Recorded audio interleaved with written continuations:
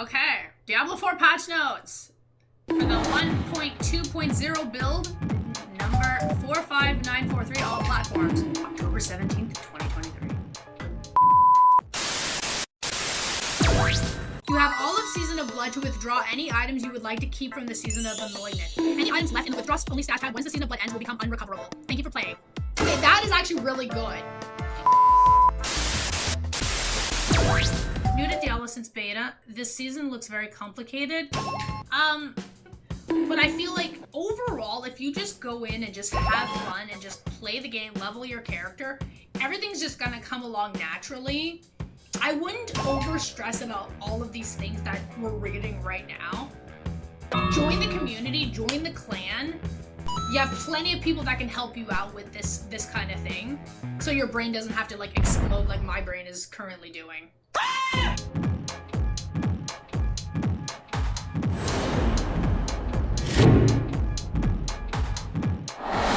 Okay, Diablo 4 patch notes for the 1.2.0 build, number 45943, all platforms, October 17th, 2023. Ooh, okay. So, looking at the codex, the patch notes is going to cover the new unique, I'm already screwing up. The new unique items, legendary aspects, and paragon glyphs, gameplay updates, experience updates, balance updates, class balance updates, battle pass updates, and bug fixes. Okay. The new unique items, legendary aspects, and paragon glyphs. The new unique items harboring immense power have been unearthed just in time for Season of Blood. Ugh. The unique items below can only be acquired from playing on World Tier 4 in either the Eternal or Seasonal realms. Unique items. Tassets of the Dawning Sky, generic unique pants. When you take damage from a non-physical damage type, you gain +6. Wait, what does that mean? +6 minus 10% maximum resistance to that damage. That just means like you're gaining 6 resistances, but you're taking 10% less damage? Is that what that means?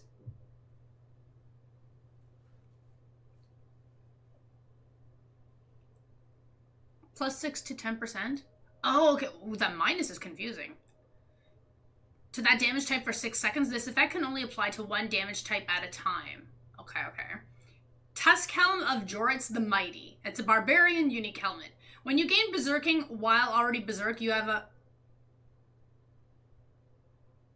40 to 60% chance to become more enraged, granting 15% multiplicative damage.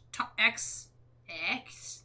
Increased damage, 2 fury per second, and 10% cooldown reduction.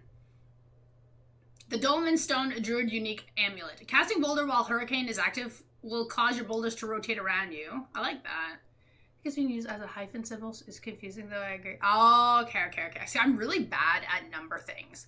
Scoundrel's Leathers. The Rogue's unique chest. While you have unlimited energy from Inner Sight, your core skills have a 60 to 80% chance to spawn Caltrops, Poison Trap, or Death Trap. That one sounds nice. The Dolmen one does look kind of neat. The Blood Moon breaches for the Necromancer. So the new unique Necromancer pants. Your minions have a 3 to 7% chance to curse enemies.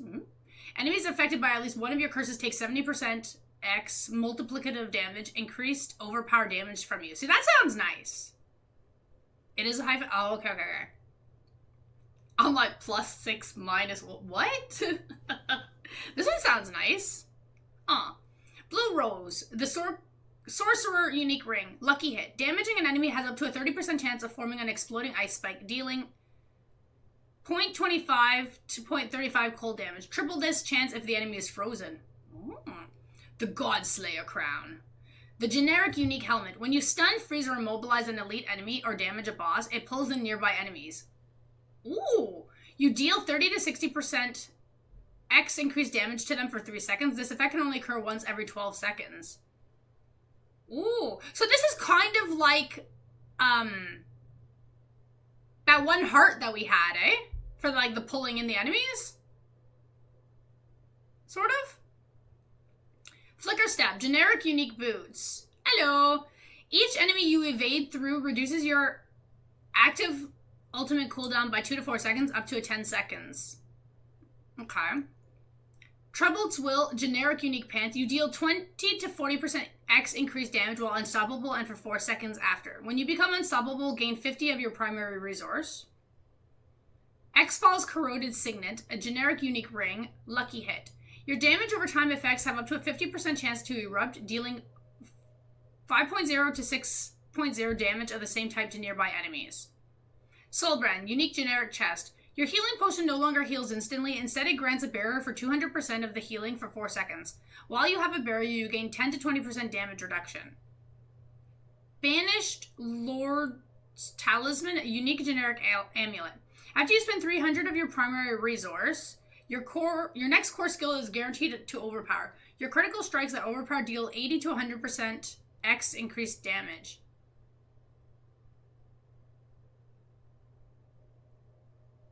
Okay, wait. Oh, wait. Okay, so this is just covering just the new unique items, not all of the changes to the uniques. Okay, legendary aspects. The aspect below can be found on boots and amulets. Aspect of Slaughter, generic mobility aspect. You gain 20% movement speed. Lose this bonus for 2.5 to 5 seconds after taking damage. The aspects below can be found on amulets, gloves, rings, and weapons. Aspect of Elements, generic offensive aspect. Gain 20 to 30% additive damage. Plus, I like that. Increase damage to a set of damage types for 7 seconds. This effect alternates between 2 sets. Fire, lightning, and physical. Cold, poison, shadow. Wanton Rupture aspect, barbarian offensive aspect. Your rupture does not remove the bleeding damage from enemies. This can occur once every 30 to 40 seconds. Raw Might aspect, a druid offensive aspect. After you hit 15 enemies with your werebear skills, your next werebear skill will deal 30 to 50% multiplicative damage. More damage and stun enemies for 2 seconds. Aspect of Artful Initiative, rogue offensive aspect. When you spend 100 energy, you release a cluster of exploding stun grenades that deal 0.2 to 0.3 total physical damage and stun enemies for 0.5 seconds. Your grenade skills deal 15% X more damage. So that sounds nice. There with these changes. Ooh. Aspect of the Long Shadow, Necromancer offensive aspect, lucky hit. Your shadow damage over time effects have a 10 to 30% chance to generate 3 essence. Damage from your Shadow Blight key passive will always generate 2 essence. Okay. Battlecaster's aspect, Sorcerer offensive aspect, lucky hit. When your conjuration skills hit, you have up to 30 to 40% chance to gain plus 1 rank to your conjuration skills for 12 seconds. This can stack up to 3 times. See, these sound nice. Paragon Glyphs. The value ranges provided for the Paragon Glyphs below reflect them at level 1 and at their maximum level of 21. So the Barbarian, Twister. For every 5 strength purchase within range, your Dust Devils deal 13.2 to 39.6 increased damage. Additional bonus, you deal 13% X increased damage for 4 seconds after creating a Dust Devil. Rumble. For every 5 strength purchase within range, your Earthquakes deal 13.2 to 39.6 plus increased damage. Additional bonus, you deal 10% X increased damage to crowd control enemies and bosses for each active Earthquake. The Druid. Electrocution. For every 5 willpower purchase within range, your Lightning Bolts and Dancing Bolts deal 13.2 to 39.6 plus increased damage. Additional bonus, enemies damaged by your Lightning Bolts or Dancing Bolts take 20% X increased damage from you for 5 seconds. Tectonic.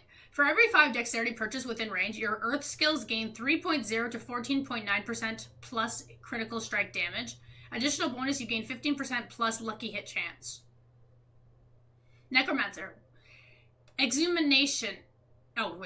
Exhumation. For every 5 intelligence purchase within range, your corpse skills deal 3.3 to 13.9 plus increased damage. Additional bonus, consuming a corpse fortifies you for 4% of your maximum life and grants 4% damage reduction for 4 seconds.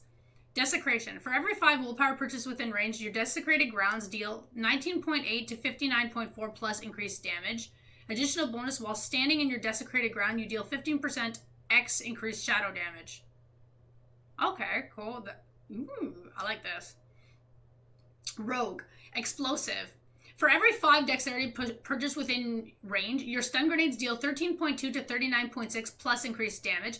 Additional bonus, dropping a stun grenade grants you 10% damage reduction for 2 seconds.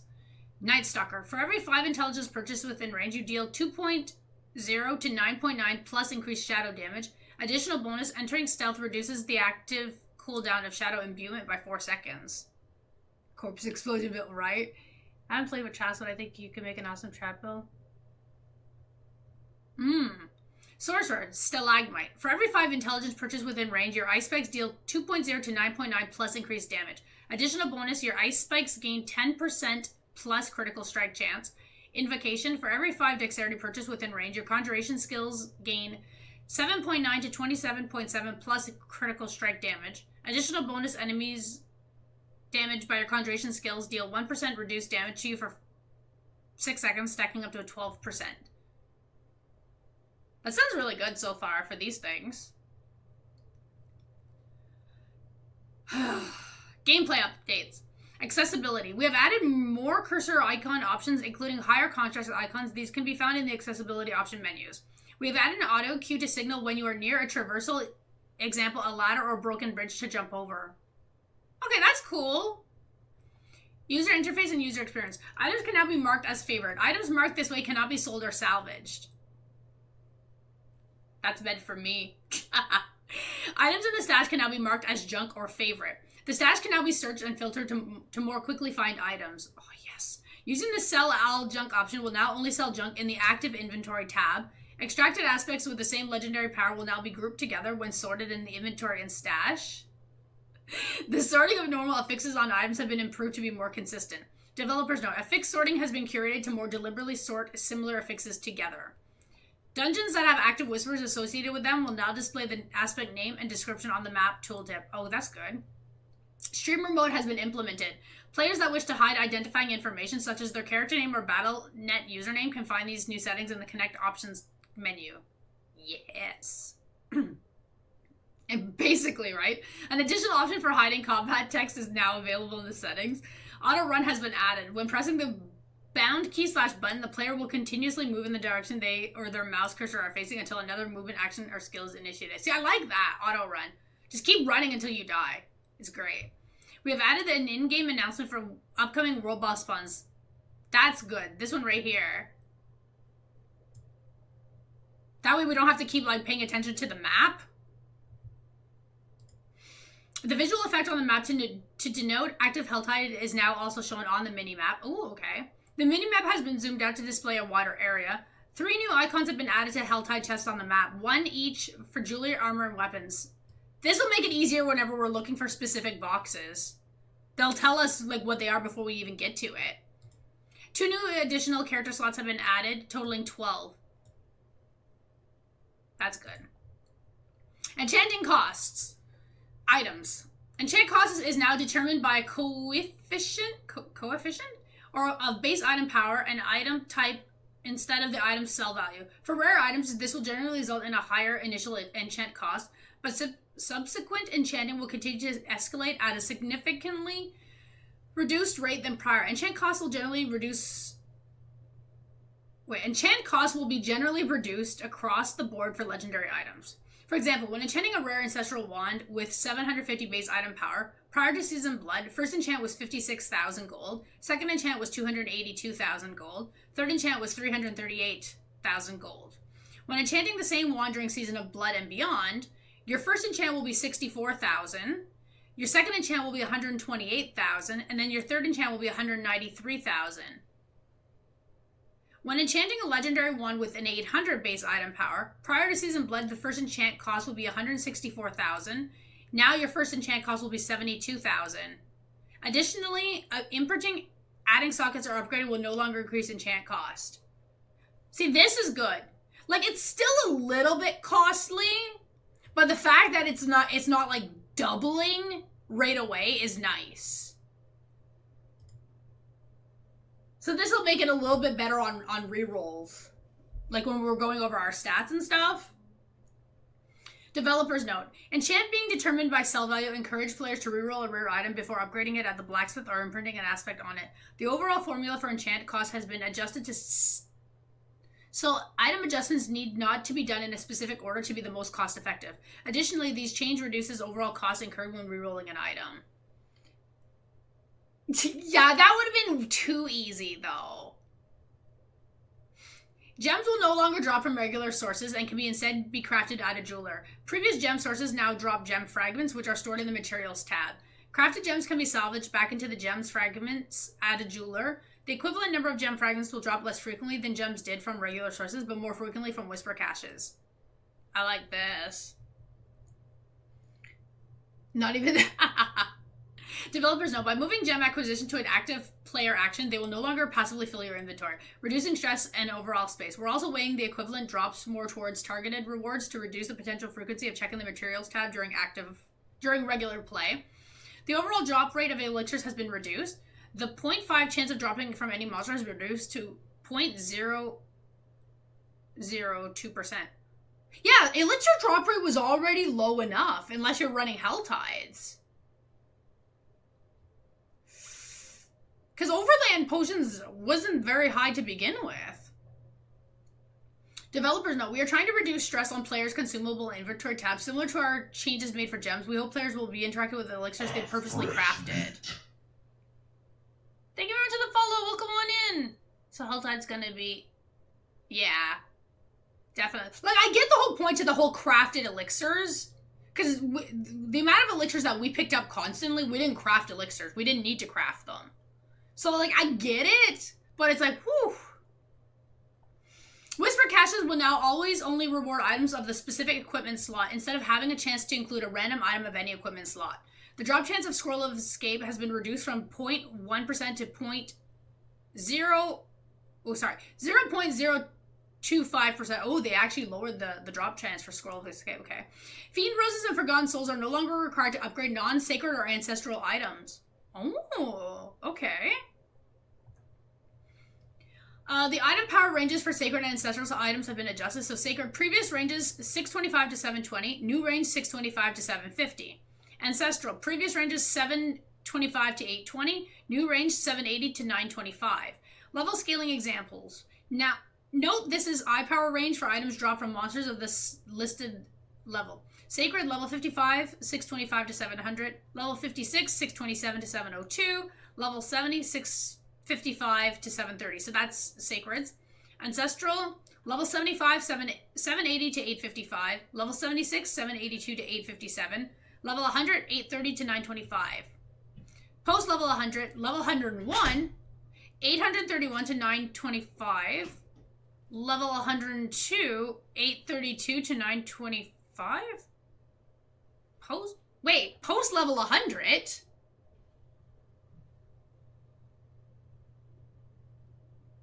What does this mean? Post level 100. We can go higher than level 100? Oh, monster levels? Okay. Oh, okay. I was just like, wait a minute.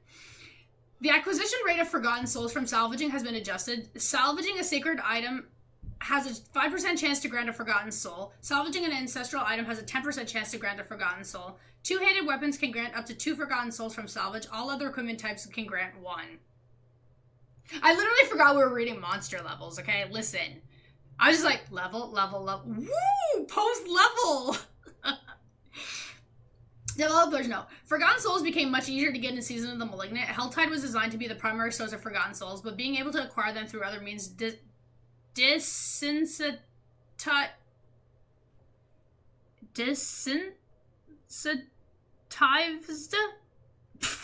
I can't say the word. Anyways, players from playing Helltide. We want to encourage players to participate in Helltide more, but do not want to completely shut down the alternative sources of Forgotten Souls. So we have broadened the types of items that can grant Forgotten Souls when salvaged, but decrease the drop rate. Previously, only weapons could provide them when salvaging, but it was guaranteed. Okay. The following loot adjustments have been implemented per world tier. World tiers 1 to 2 are unchanged. World tier 3, only legendary, unique, uber unique, and sacred rare items will drop. Players will instead receive additional crafting resources. World tier 4, only legendary, unique, uber unique, and ancestral rares. Players will instead receive additional crafting resources. Gold drop rates have also been increased in worlds tier 3 and tier 4 to balance out these changes. Okay. Dungeons. Teleporting to a nightmare dungeon now takes place inside of the dungeon, instead of teleporting to his entrance. De-incentivized. Yeah, anyways, you know what I'm saying. Nightmare sigils will now be rewarded upon completing a nightmare dungeon instead of only after defeating the final boss. Okay, cool. Monsters in Season of Blood nightmare dungeons will spawn closer to the entrance. This is meant to help reduce the amount of walking needed before your first encounter in the dungeon. Yeah, but what if you need like a 2-minute break while you're inside the dungeon? You're gonna get jumped right away? Ooh, gotta be on your toes the minute you enter that dungeon. You're still gonna have to finish your Renown, yes. Assuming that you haven't already finished it on like Eternal Realm before. Nightmare Dungeon affix adjustments. General. Direct damage from major affixes can now be passively dodged. Example, Blood Blister and Death Pulse. Ooh, we can dodge them. Okay. Prepare to get jumped. Backstabbing. Previous. Monster deal X% more damage when attacking from behind. New close monster attacks from behind will cause you to become vulnerable. Vulnerable damage is increased by X%. Yeah, because Renown is very important. And now that we don't have to collect it each time, as long as you complete it on one character, it's done. You don't have to do it again. So I highly recommend, like, if you can, log in now and finish through Renown on your character. Even if you skipped Season 1, do it on Eternal Realm. Finish your Renown on one character. That way, Season 2, you do not have to deal with it. Death Pulse. Death Pulse will no longer trigger on monsters that already have death explosions examples. So, zombie brutes, spider host, fly host, goatman poisoned. That's good. Death Pulses will no longer spawn on top of each other. A Death Pulse will only occur if there's an open space around the monster. I like that. Yeah, hell yeah. Drifting Shade. Persistent duration reduced from 5 seconds to 3 seconds. Respawn time increased by 2 seconds. Really quickly, if you're trying to go for your Renown, especially like the Lilith statues and stuff, take a look at my playlist. I have tons of videos that help with all of the Lilith shrine locations. It might speed things up for you. I mean, depending on how much you focus, right? Drifting Shade. Persistent duration reduced from 5 seconds to 3 seconds. Respawn increased by 2 seconds. I think I already read that one, but... Lightning Storm. Avoiding shock damage in the bubble grants 35% bonus movement speed for 5 seconds. Lightning Storm will only begin once players are in combat. Lightning Storm will only begin if the player has a direct path to where the bubble would spawn. Either way, I'm still going to destroy Lightning Spawn. I still have no interest in this dungeon as a fix. Monster Critical Resist. Previous monster takes X% less damage from critical strikes. New, monster attacks reduce the damage of your critical strikes for 3 seconds by X%, stacking up to a Y%. It's not bad. Monster Overpower Resist. Previous monsters take X% less damage from overpower attacks. New, monster attacks reduce the damage of your next overpower attack by X%, stacking up to a Y%. Potion Breakers. Previous monster attacks from a distance have X% chance to disable your healing potion for 2 seconds. New, monster attacks from a distance increase the cooldown of your dex potion by X seconds up to Y seconds. Okay. Poisonous Evade. Previous using Evade leaves a pool of poison behind that damages the enemies. New, using Evade leaves a damaging pool of poison under the first enemy you evade through or at your destination. Okay. Resistant Breakers. A sacred monster attacks from a distance reduced all resistance by -3% for 6 seconds, stacking up to a -15%. Ancestral monster attack from a distance reduced all resistance by -5% for 6 seconds, stacking up to a -25%. Thorns. Previous, your thorns are increased by X%. New, after attacking an enemy, your thorns are increased by X for 3 seconds, up to a Y at max stacks. Glyph. Experience has increased across the board with a significant increase at earlier tiers. Overall glyph experience across all tiers is up by 19%. Many dungeons have received visual updates and layout improvements. That's cool. They said they were going to adjust the way we collect gems and they'll have them as their own thing, like other times you collect so craft they don't. Yeah, that's still happening. So basically, gems are no longer going to drop. It's going to be like gem dust or gem fragments.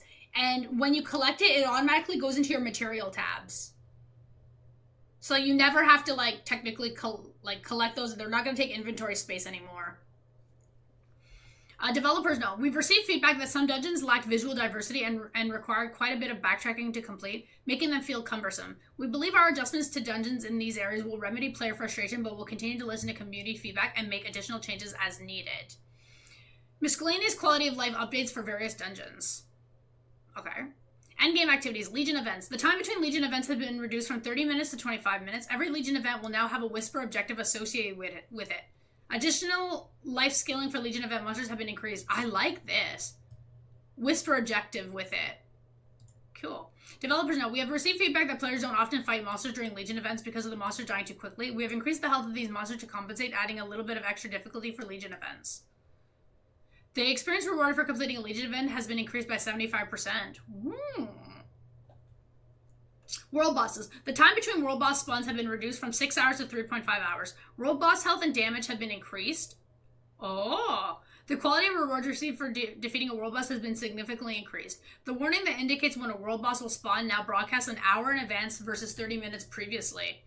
Players are also notified 15 minutes before a world boss spawns. World boss now become immune 2 seconds after beginning their escape. As my text-to-speech for it. I think everybody's using me for this.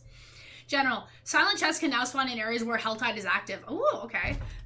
Ow. The tier for Nightmare Sigils reward from Whisper Caches will now always be within 5 levels of the highest level Nightmare dungeon the player has completed. Okay, that's cool.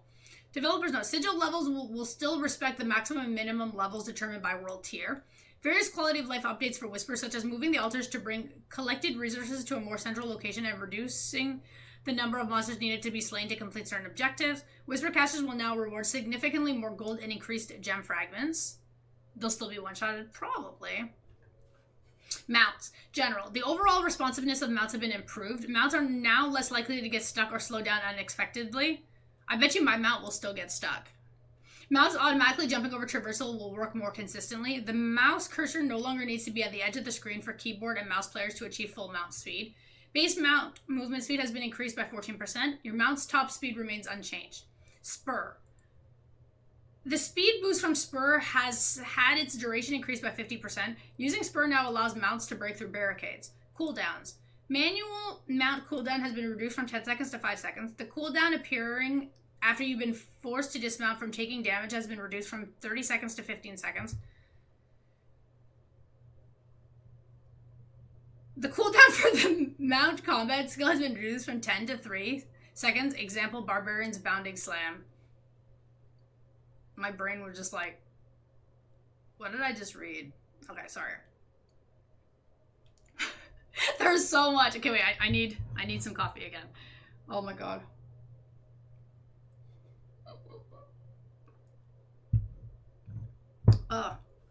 Town adjustments. An occultist has set up shop at the Tree of Whispers waypoint. Additional stashes have been added to capital cities near important vendors. Stashes have been added to all small towns with waypoints. The Purveyors of Curiosity has set up shop closer to the waypoint in the following locations: Kielvashad, Zarbanet, Kedbardu, Giakul. The following waypoints will now be automatically unlocked for characters that skip the campaign: Dry Steps, Chambatar Ridge, and Untamed Scraps, Fractured Peaks, Beartrub Refuge, and Yelesna, Hawazar, Backwater and Ruins of Rock Hot Keep, Inner Court. Oh, that's like one spot. Never mind. Kyrgyzstan, Caldium, and Tarsarak, Skoglin, Marwin, and Termare. It's still early. Not even halfway. Ugh, don't even start with me. Monsters. All monsters and bosses across the game have been rebalanced around all of the other changes slated for Season of Blood to ensure the overall difficulty of the game does not drastically change.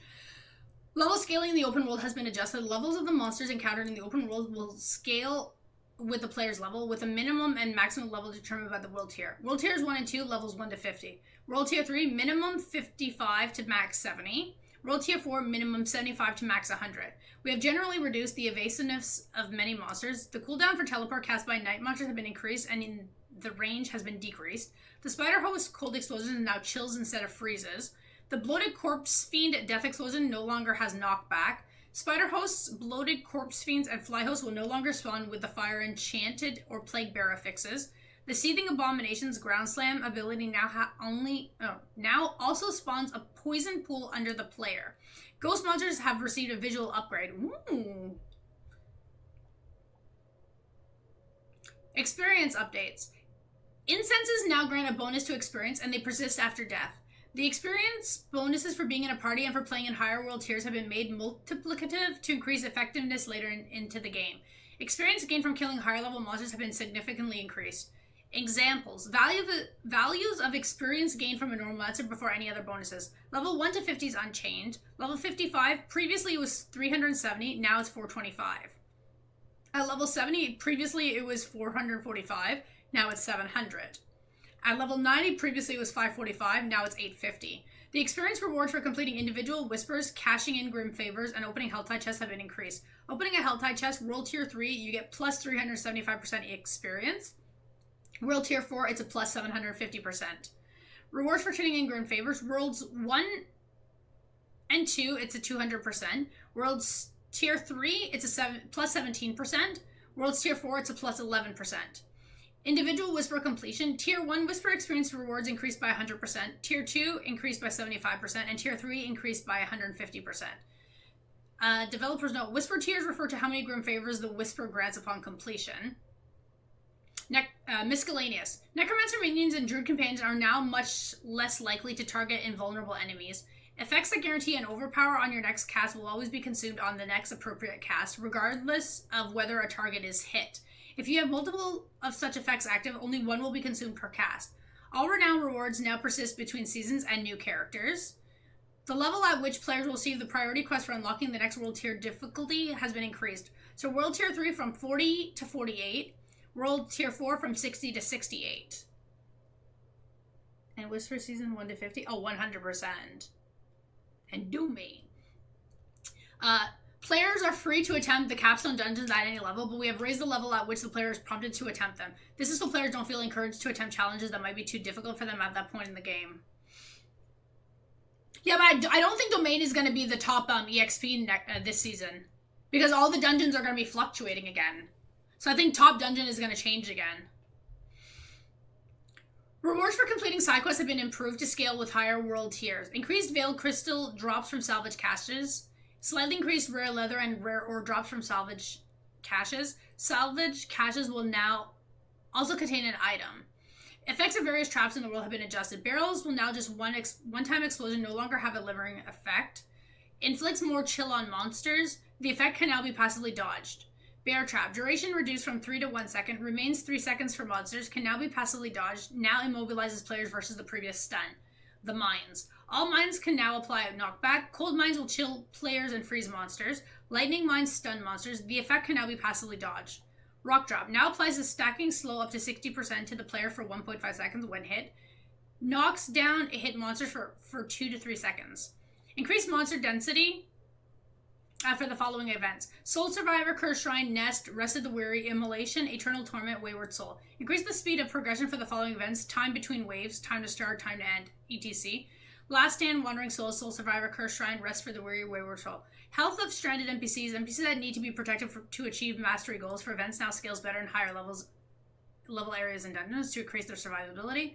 In the event of a hardcore player disconnects while in combat, a scroll escape will automatically be consumed to teleport the players to a character safe location. See, I like this. Oh, okay. Gotcha.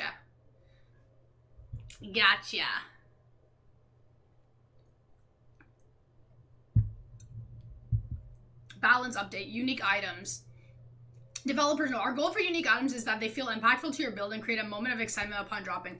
Some unique items were falling short of this goal, so we are updating them in a few ways to ensure that these items feel distinctively different from other items and are appealing. Add new affixes that didn't exist yet on items. Add affixes that already exist but with a much higher value than normal. Add affixes in a slot where they normally wouldn't. Update unique power to be more desirable.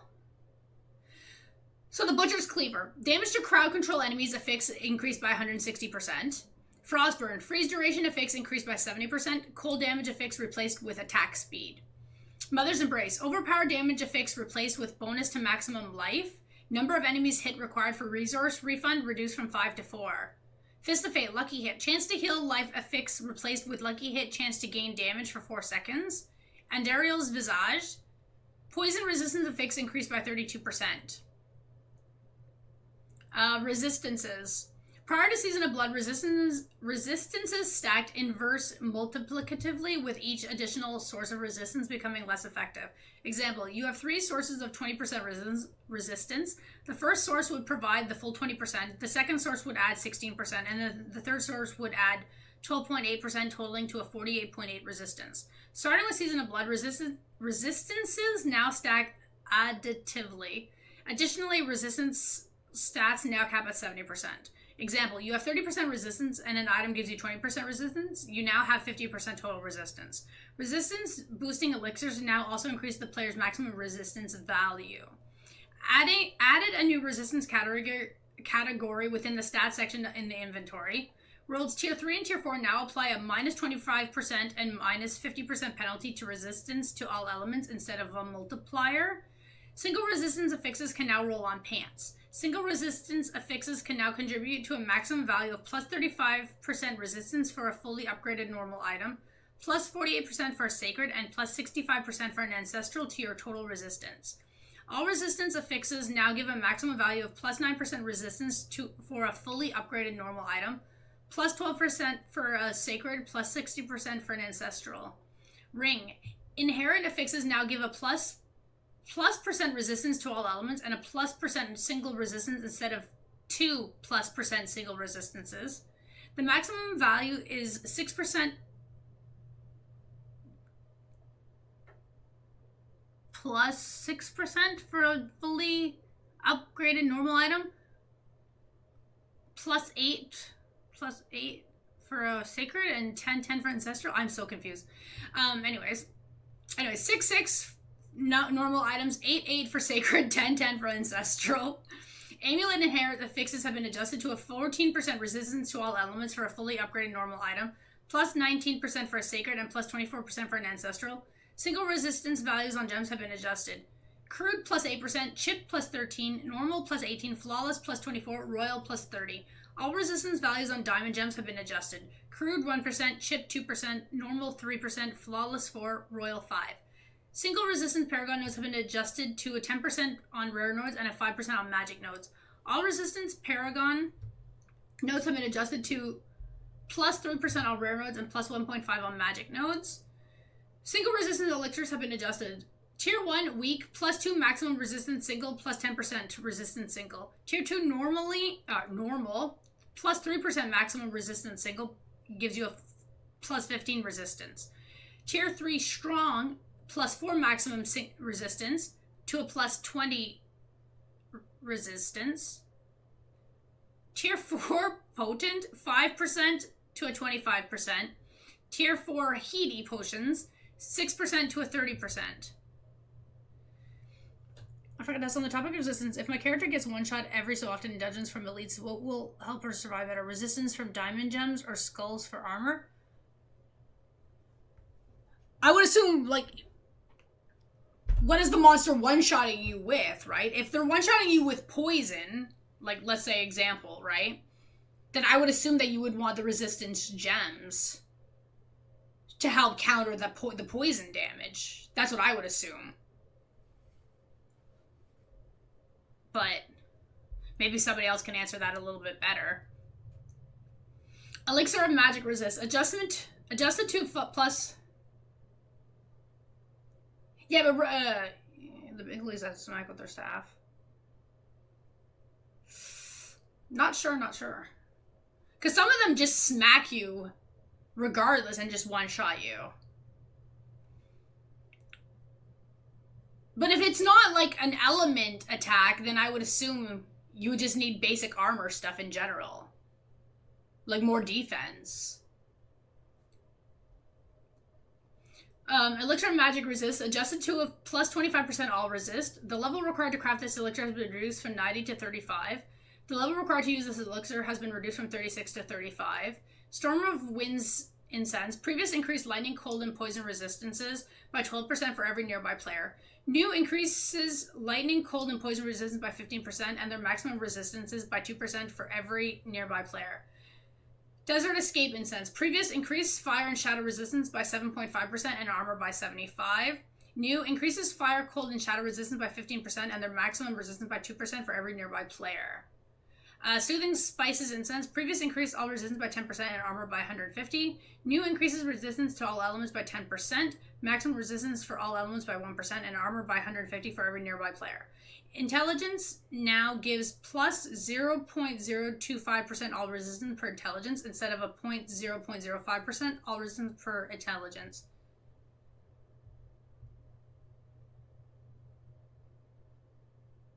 I think they're referring to resistance to the elements and not like physical damage. In this situation. That's what I think. Armor. Disobedience legendary aspect. Armor percent value has been increased to from a maximum of 30% armor to a 66% armor. Snowveil legendary aspect. Armor percent value has been increased from a maximum of plus 10% armor to plus 30% armor. Armor contribution percent. Non-physical damage reduction from armor and resistance are no longer split. Resistances now contribute their full value to non-physical damage reduction. Armor no longer contributes to non-physical damage reduction and now only reduces damage against physical damage. Armor. Plus percent total armor affix has been increased by 160%. Plus total armor while in werewolf form and plus total armor while in werebear form has been increased by 130%. Attributes and affixes. The evade grants movement speeds inherent on boots. Affix duration now increased within item upgrades. Skill rank and passive rank affixes that roll at +1 now upgrade to +2 when at 5 item upgrades. Rather than remaining at +1, higher base rolls are ineffective. Damage bucket updates. Developers know builds that utilize critical strike damage and vulnerable damage have been disproportionately powerful. This is because these stats were previously calculated as part of separate damage buckets that were fully multiplicative when combined with other damage bonuses. In order to promote greater build diversity, we are changing how critical strike, vulnerable, and overpower damage is calculated. These damage types will now always have a baseline and multiplicative bonus. Additional sources of bonus critical strike damage, vulnerable damage, and overpower damage will be additive to your other damage bonuses. Overpower will also receive additional additive damage based on your maximum health and fortify amounts. The change represents an overall decrease in damage output, so we are adjusting monster scaling to ensure that the best class builds are still as powerful as before. The change is not intended to lower the power of the best builds, but rather allow more builds to reach that same level of power. We've also added a variety of mechanics to classes that encourage them to chase other stats for multiplicative bonuses rather than always chasing critical strike and vulnerable damage. Bully news, but overall the update looks promising. My favorite bucket. Overpower. Overpower attacks now always deal up to times 50% increased damage based on your current life percentage. Overpower attacks gain plus 2% damage per 1% of your base life you have in Fortify. Overpower attacks gain plus 2% damage per 1% of your base life that you have in bonus life above of your base life. All overpower damage affixes have increased by 50%. Overpower damage Paragon Glyphs have increased by 33%. Overpower damage Paragon Notes have increased by 50%. Critical Strike. Critical Strikes now always deal times 50% increased damage. Critical Strike damage affix and Critical Strike damage with Bone, Earth, Imbue, and Werewolf skill affixes has increased by 20%. Critical Strike damage affix Inherit on Swords has increased by 100%. Critical Strike damage Paragon Glyphs have been increased by 100%. Vulnerable. Dealing damage to a vulnerable enemy now always deals X 20% increased damage. Vulnerable damage affix has increased by 40%. Vulnerable damage affix Inherit on crossbows has increased by 87%. Vulnerable damage Paragon Glyphs has increased by 100%. Miscellaneous. The effect of the Death's defensive passive, which prevents Necromancer minions from taking more than 30% of their maximum life and damage in one hit, with all points allocated to it, has now been made an inherent attribute for all summons, the Necromancer's minions and Druid companions. Now all minions will only take up to 30% of their maximum life in a single hit as damage. Death's defense has been updated with a new effect to compensate for the changes. See the Necromancer section below. Okay.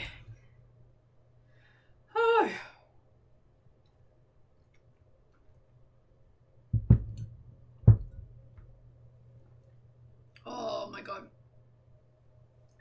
Class balance updates. Developers note. The loot chase to find an item with ideal stats for your build is core to the Diablo. Oh, Diablo experience. We want to encourage increased diversity in itemization and make creating your build more interesting. To achieve this, we are adding a variety of ways for classes to scale with specific stats in interesting ways, particularly through using key passives in Paragon. For example, Barbarian's Hemorrhage Legendary Paragon node will now multiplicatively increase your bleeding damage by a portion of your damage to vulnerable enemies stat. The remainder of the class changes were aimed at improving underused skills, legendary aspects, and powers, as well as addressing other pressing issues. For example, we have reworked several Paragon glyphs for the Sorcerer and the Necromancer, who did not have appropriately placed on their Paragon boards to properly utilize these glyphs. Okay, Barbarian. The bonus damage granted while berserking is active now. Okay, sorry, wow. The bonus damage granted while berserking is now multiplicative instead of additive. Skills. Enhanced Bash. Fortify amount change from being based on base life to maximum life. Upheaval. Damage increase from 0.7 to 0.77. Furious Upheaval. Damage bonus per stack increased from 5% to 12%. Maximum number of stacks reduced from 10 to 6. Strategic Rallying Cry. Fortify amount change from being based on base life to maximum life. My brain is like twisting words now. Strategic Iron Skin. Fortify amount change from being based on base life to maximum life.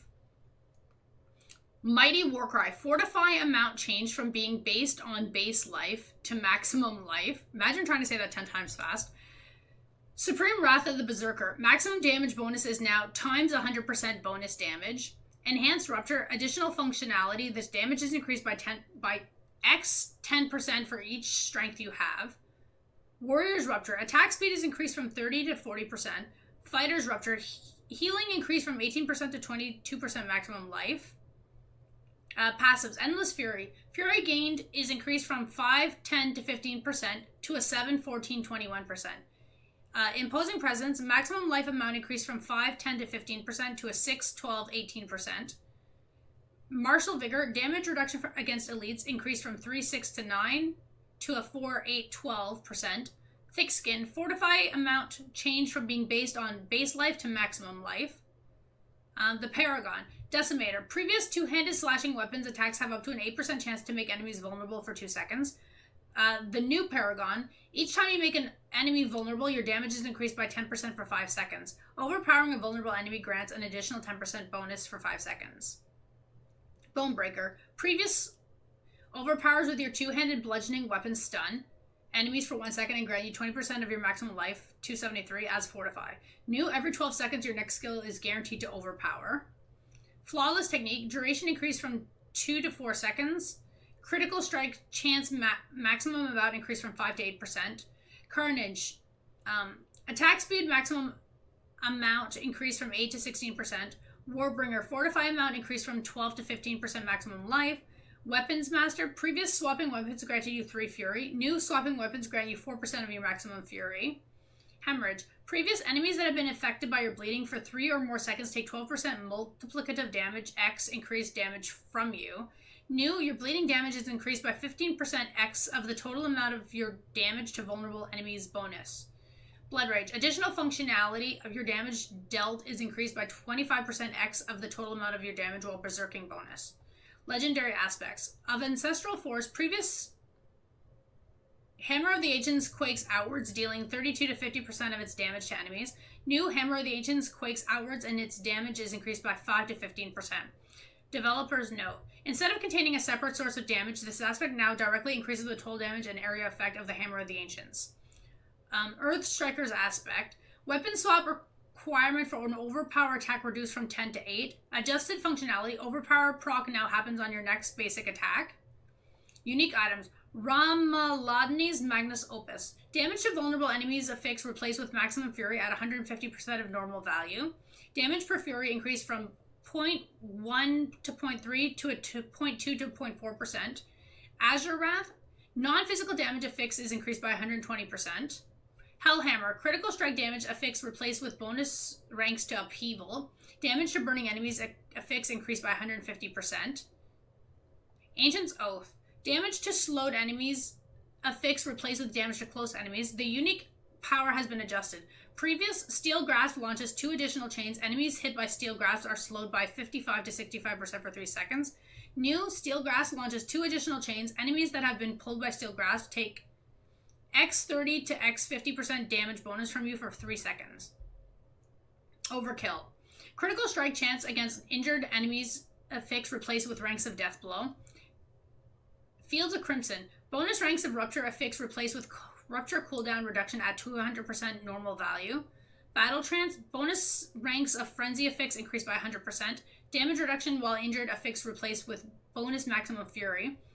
100,000 steps. Dexterity affix is increased by 100%. Damage with skills that swap to new weapons affix increased by 50%. Cooldown for free ground stomp reduced from 30 to 15%. 30 to 15 seconds. Rage of Haragath. Damage reduction from bleeding enemies affix increased by 15%. Gore's Devastating Grips. Non-physical damage affix replaced with damage. Attack speed affix replaced with critical strike chance against close enemies. Developers note, improving the attack speed of Whirlwind is a fantasy we want players to be able to chase. However, the interaction between the stat and skill is inconsistent. We are replacing the affix so it's more functional. I mean, to me, it sounds good. But obviously, I'm not a barbarian. But it sounds good.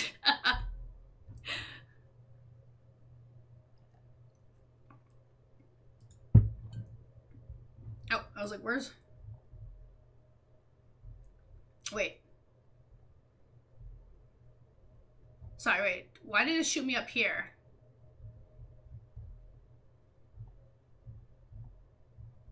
Wait.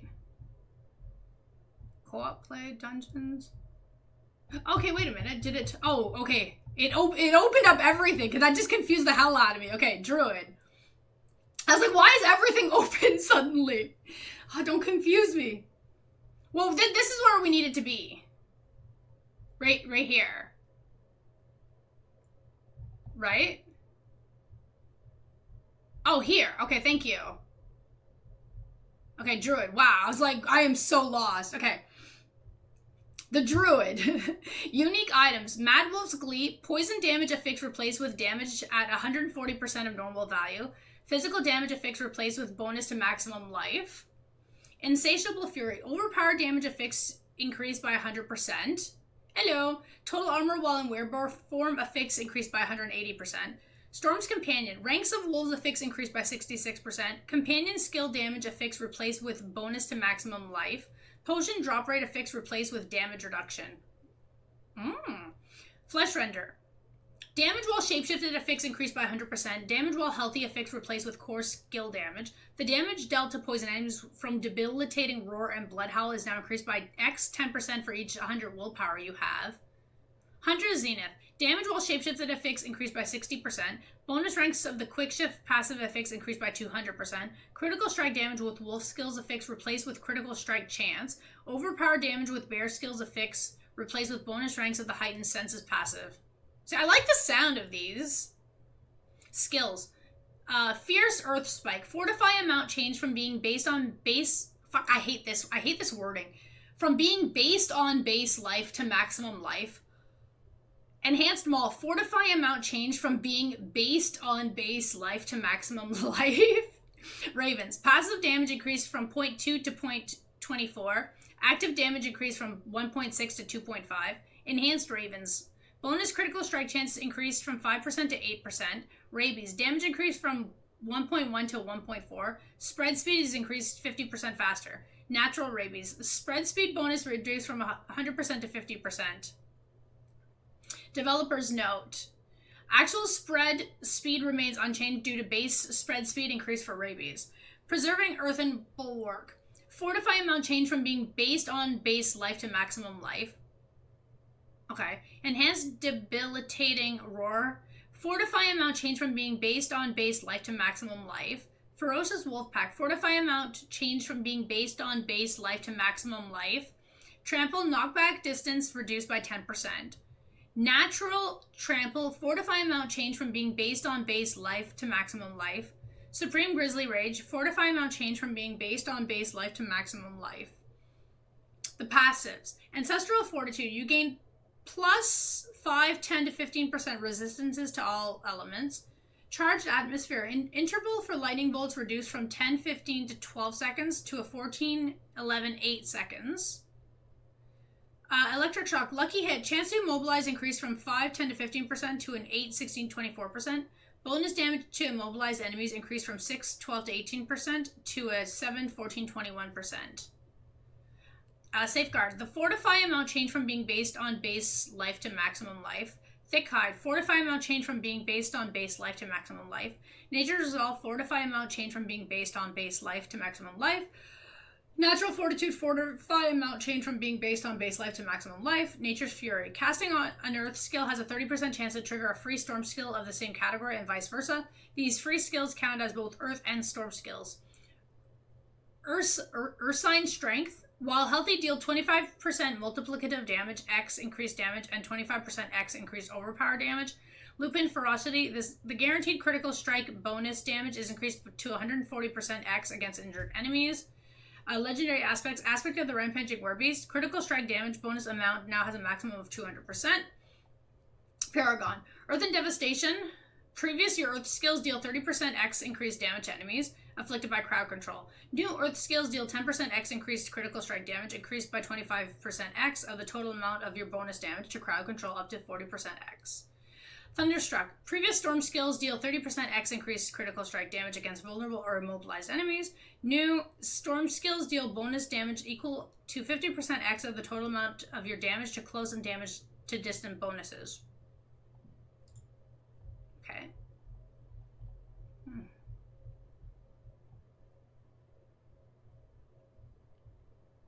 Since Overpower is going to get bot, I'm hoping Death will appeal to Rupture feel more damaging. Makes sense.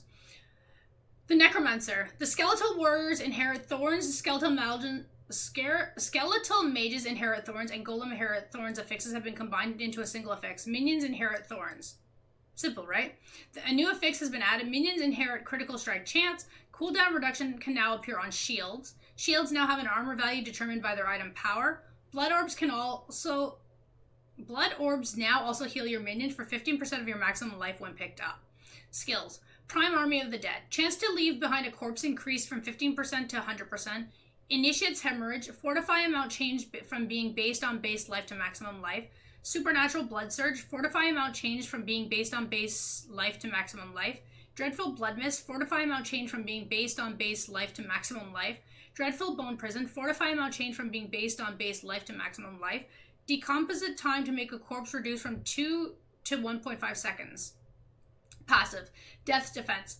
Previous, your minions cannot lose more than 60, 45 to 30% of the maximum life from a single damage instance. New functionality. Your minions gain plus 4, 8, 12% armor and a 8, 16, 24% resistance to all elements. Developers note, we've redesigned the Death's Defense passive and its previous functionality when at max rank now serves as a baseline for all minions. Terror.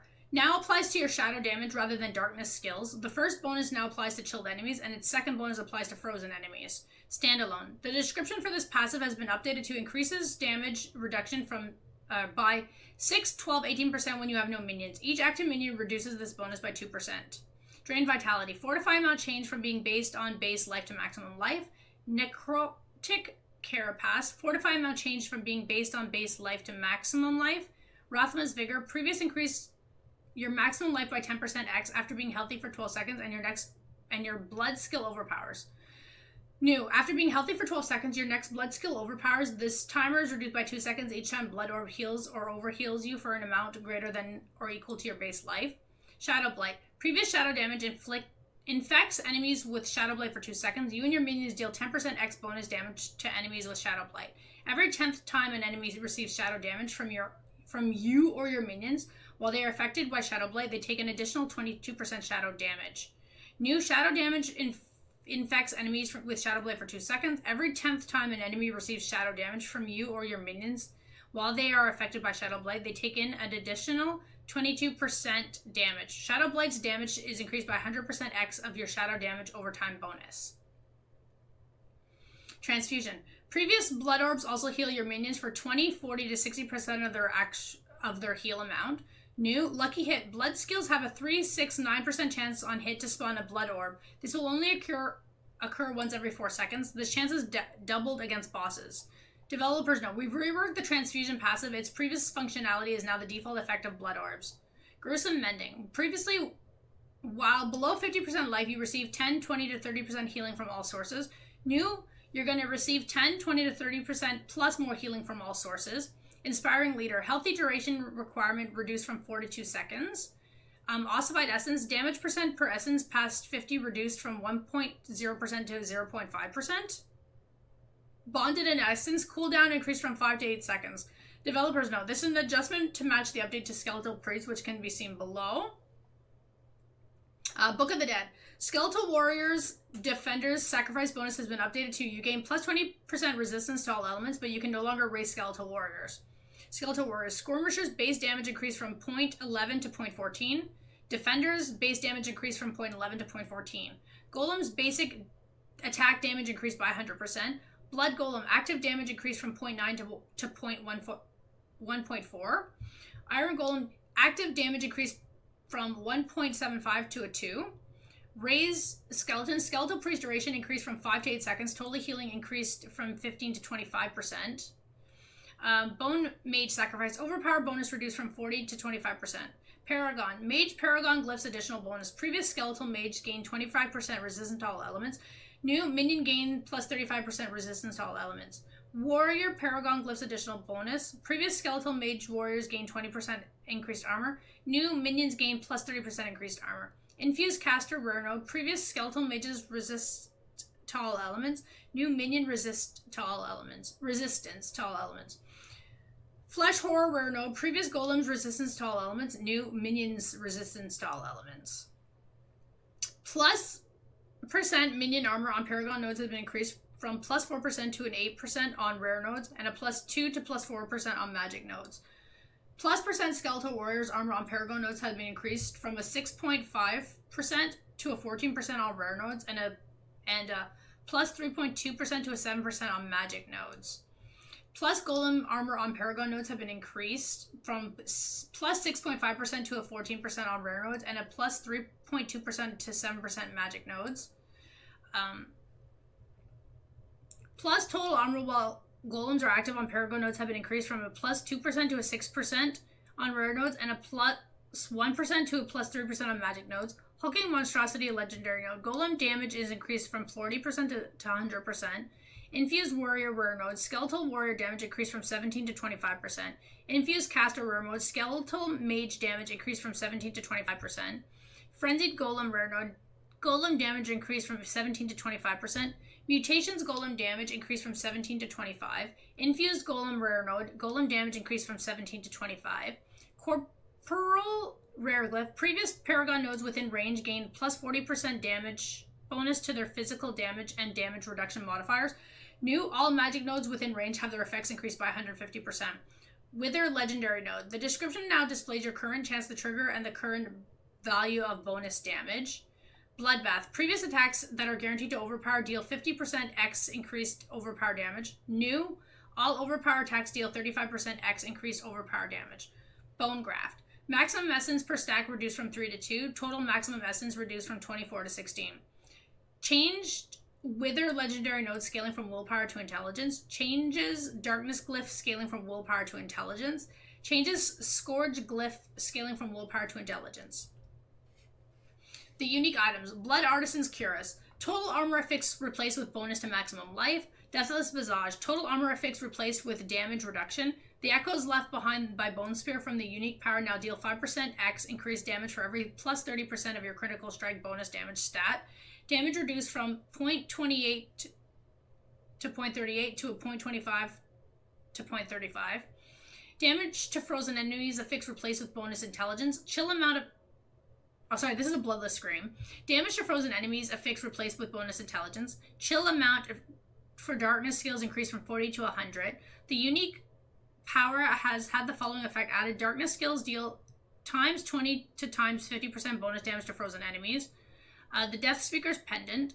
Summoning skill damage affix increased by 100%. Overpower damage affix replaced with Essence of Cost Reduction. Damage increased from 0.1 to 0.15 to a 0.15 to a 0.2. Black River. Damage to healthy enemies affix replaced with bonus ranks of all corpse skills at up to a plus rank above normal value. Damage to distant enemies affixed replaced with bonus ranks of the Hewed Flesh passive. Lidless Wall, damage to distant enemies affixed replaced with bonus to maximum life. The Ring of Mendel. The unique power no longer requires 7 or more minions to be active. Legendary aspects. Hulking aspect. Hulking aspect will no longer appear on rings. Instead, it will appear on helmets, chest armor, boots, gloves, amulets, and shields. Tidal aspect. The damage penalty reduced from 60 to 50% to a 50 to 40%. Aspect of Empowering Reaper. Blight bonus damage increased from 20 to 60 to a 40 to 80%. Aspect of Hardened Bones. No longer requires 7 or more minions. Aspect of Reanimation now affects your golem as well as your skeletons. Coldbringer's aspect. Any skeletal mages can cast Blizzard rather than just cold skeletal mages. Aspect of Potent Blood. Previous while at full life, blood orbs grant 10 to 20%. 10 to 20 essence. New, while healthy blood orbs grant 10 to 20 essence. Oh my god, this is hard. Okay.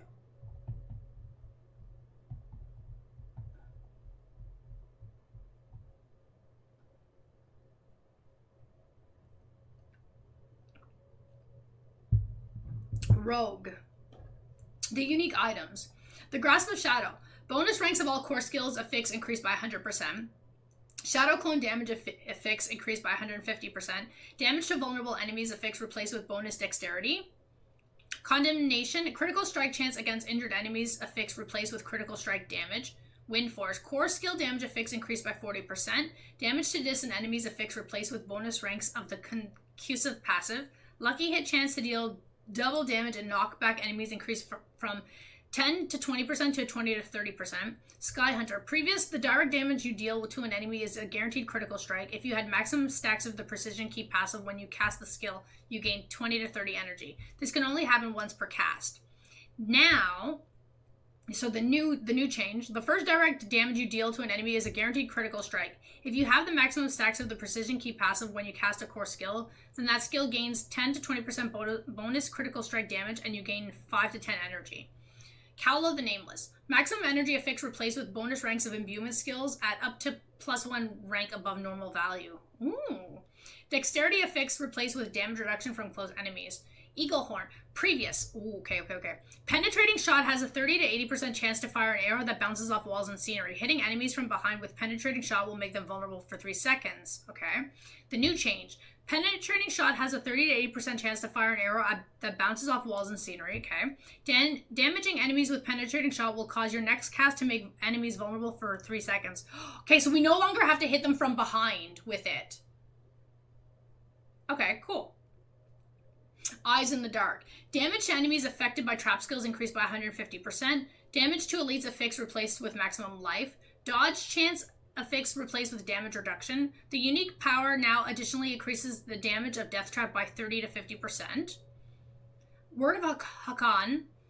Ultimate skill damage affix increased by 200%. Cooldown reduction affix replaced with rain of arrows. Cooldown reduction at 300% of normal value. Critical strike damage with imbued skills affix replaced with movement speed. Basically. Skills. Primary Blade Shift upgrade. Description has been updated to while Blade Shift is active, you gain plus 15% resistance to all elements and reduce the duration of incoming crowd impairing effects by 20%. Blade Shift. Lucky hit chance increased from 35 to 50%. Enhanced Blade Shift now gives the full 20% movement speed bonus immediately. Heartseeker. Critical strike chance to bonus effects increase from 3% to 5% per stack. The cap is still 15%. Forceful Arrow. Lucky hit chance increased from 40 to 50%. Countering Dark Shroud now requires at least 2 active shadows, down from 4, to gain its critical strike chance increase. Caltrops. Duration increased from 6 to 7 seconds. Enhanced Smoke Grenade. Damage taken increased from 20% to 25%. Passives. Impetus. Distance for damage buff reduced from 15 to 12 meters. Now increases the damage of your next non-basic attack. Victimize. Victimizes damage damage is increased by 120% of your damage versus vulnerable bonus. Close quarter combats. Damage calculation updated. Previous damaging a close enemy with marksman or cutthroat skills each grant a 10% additive damage. Attack speed bonus for 8 seconds. While both attack speed bonuses are active, you deal 30% increased damage against crowd control enemies.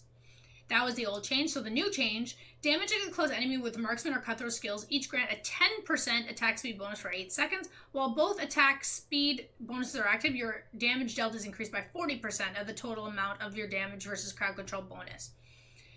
Paragon. Eldritch Bounty Legendary Node. Previous, when you attack with an imbued skill, you gain 20% resistance and 20% increased damage for that imbuement element for 9 seconds. New, when you attack with an imbued skill, you gain plus 3% maximum resistance and 20% increased damage for that imbuement element for 9 seconds. Pride Rare Glyph. Previous Paragon nodes within range gain a plus 40% bonus to their physical damage and damage reduction modifiers. New, it's now 125% bonus to all rare nodes within that range. No Witnesses Legendary Node. Previous, your ultimate skills deal 30% X increased damage and grant you 10% X increased damage for 20 seconds when cast. New, your ultimate skills gain an additional 10% X damage from your damage with ultimate bonus and grant this bonus to all skills for 8 seconds when cast. Legendary Aspects. Energizing Aspect. Energy gain when hitting an elite with a basic attack. Basic skill increased from 3 to 7 to 5 to 9. Icy Alchemist Aspect. Damage increased from 0.22 to 0.004 to a 0.3 to 0.48. I really suck at these ones. Toxic Alchemist Aspect. Damage increased from 0.11 to 16 to a 0.15 to 0.02. Aspect of Volatile Shadows. Damage increased from 0.22 to 0.27 to a 0.3 to 0.35. Aspect of Synergy. Agility skill damage increased from 10 to 30% to a 30 to 50%. Aspect of Bursting Venom. No longer requires a critical strike. Lucky hit chance increased from 10% to 15%. Toxic pool damage increased from 1 point... Anyways, that number. Okay, the Sorcerer.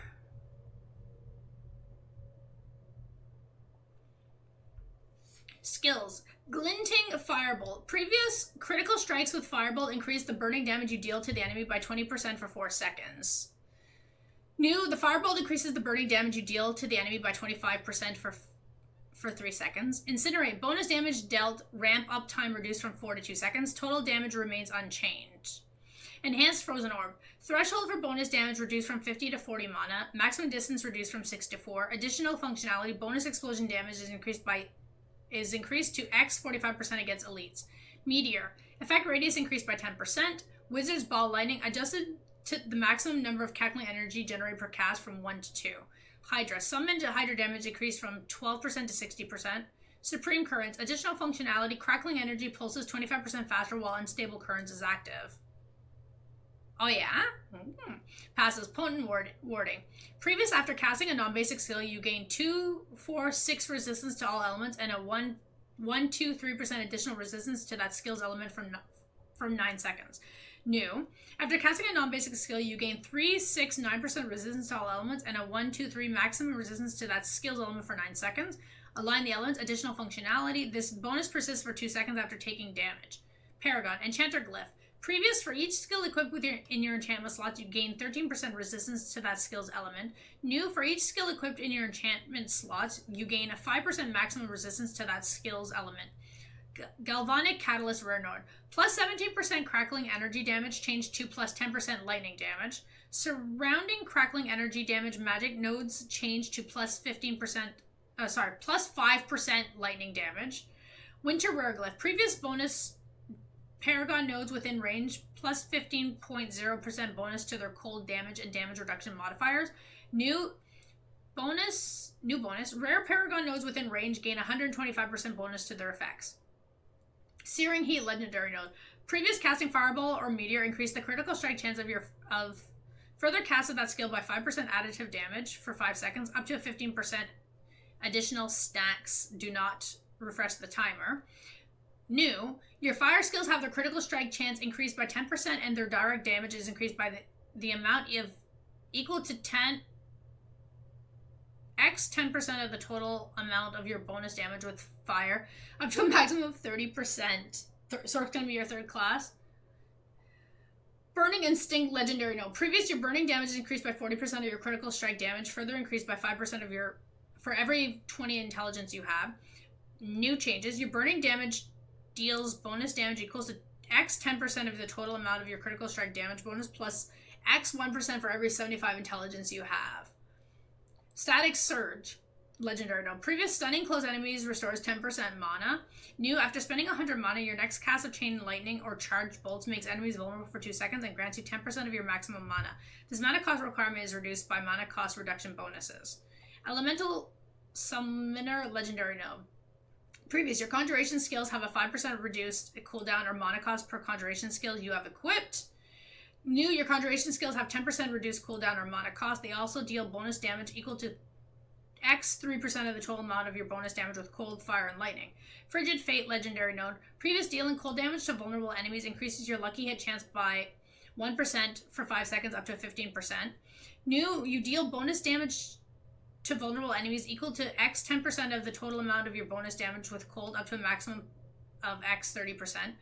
Icefall Legendary node. Previous, killing a frozen enemy grants you 15% of your maximum life as a barrier, 236 for 5 seconds.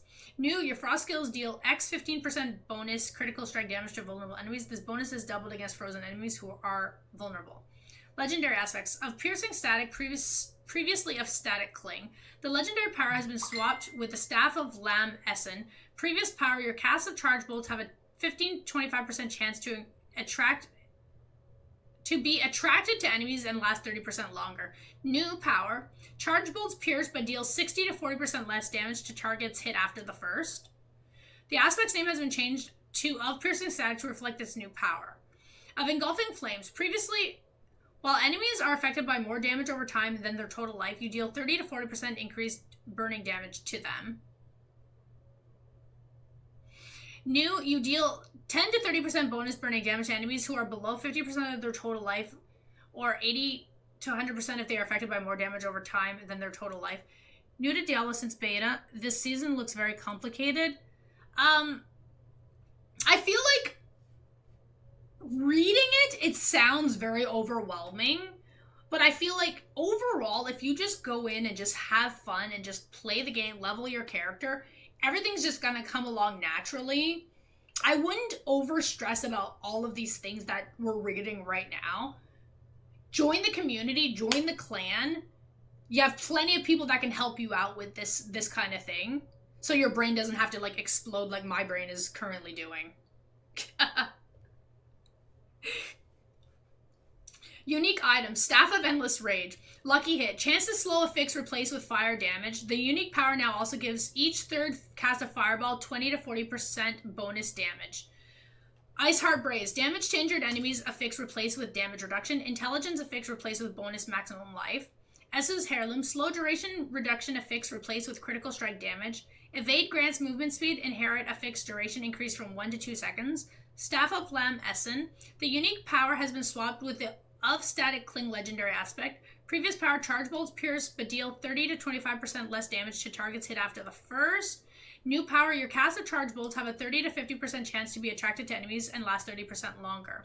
Damage to injured enemies replaced with critical strike damage. Gloves of the Illuminator. Lucky hit. Chance to restore resource affix restoration value increased by 50%. Damage penalty reduced from 40 to 35 to a 35 to 25. Essador's Overflowing Cameo. Non-physical damage affix replaced with cooldown reduction. Crackling energy damage affix is increased by 50%. Lightning Nova's base damage increased by 100%. The Lightning Nova deals 50% multiplicative damage, X increased damage for every 100 intelligence you have. Flamescar, ranks of Incinerate affix increased by 50%. Non-physical damage affix replaced with mana cost reduction. The Oculus, lucky hit, chance to restore resource affix replaced with damage at 350% of normal value. I think, and that covers pretty much the class stuff. I think overall, again, like I'm not good at numbers and whatever, but to me, reading this, it all sounds like it's pretty good changes. I think overall it was mostly buffs for the most part. Like obviously some things have like been reduced, but overall it seems pretty good.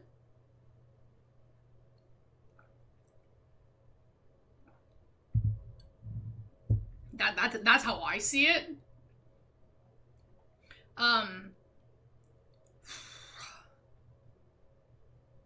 Okay, and we're getting to this next. Okay. Battle Pass updates. Battle Pass Smoldering Ashes tiers now auto-redeem. Oh, that's nice.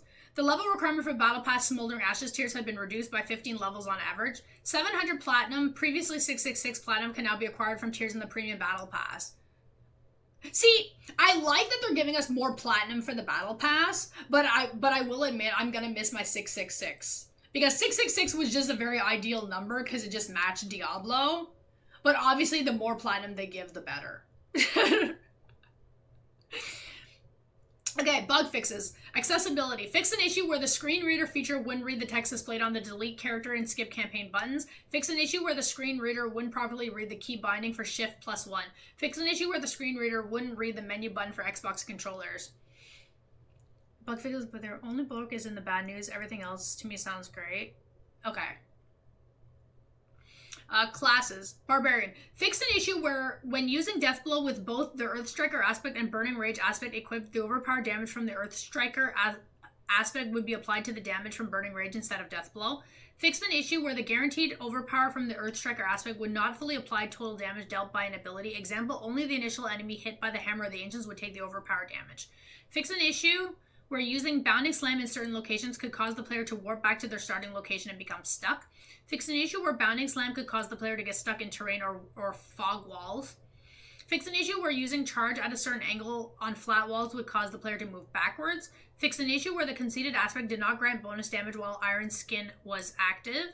The status effect for exposed vulnerability will now properly display on the bonus bar. Fix an issue where the death blow would reset when used on a breakable object. Fix an issue where Call of the Ancients displayed a lucky hit chance on the tooltip even though the skill does not trigger lucky hits. Fix an issue where barbarians could have visual errors when using the murdering call emote. Fix an issue where the next rank tooltip for weapon mastery skill could display inaccurate information if the weapon mastery's aspect was equipped. Fix an issue where the timer for the dominate glyph would reset when moving items in the inventory. Fix an issue where the tooltip for gushing wounds did not indicate that the bonus is multiplicative. Fix an issue where Wolverine only applied to exposed vulnerability passive to its first cast. Bull was the most fun build I played. Yeah, but who knows though? Because combining Bulwark in maybe with some of the new vampire stuff, there might be a workaround it. So who knows? It might not be too bad. Like, obviously I'm not going Druid this season, so I can't really fiddle with it. But obviously whoever's playing Druid, definitely check it out and, like, let us know, like, if there's a way to, like, save Bulwark. Like, outside of, you know, the bug thing that was making it so OP. The Druid. Fix an issue where a max roll symbiotic aspect would not have max roll stats when imprinted on an amulet. Fix an issue where Primal Landslide's Terra modes would not be created by free casts of Landslide from the Traveled Earth aspect if Landslide was not equipped. The tooltip for Provocation has now been adjusted to clarify the defensive skills cannot trigger it. Fix an issue where using a healing potion could reset the stacks from Provocation. Fix an issue where the Entangle effect from the Constructing Tendrils Paragon node could be applied to the player if using Fierce Earth Spike. Fix an issue where Storm Companions would erroneously display the Wolf skill as a Storm and Nature magic skill on the skills tooltip. Fix an issue where casting Boulder on the edge of the suppressor field generated by elites would instantly destroy the boulder. Fix an issue where poison applied by Poison Creeper would not be consumed by werebear attacks using the aspect of the Changeling's debt. Fix an issue where the aspects of Retaliation and the Expectant did not apply bonus damage to boulder. Fix an issue where wolves did not revert from werewolves if the aspect of the alpha was unequipped in town. Fix an issue where Earthspike was not properly identified as a werebear skill by Vasili's Prayer for other effects that interact with werebear skills.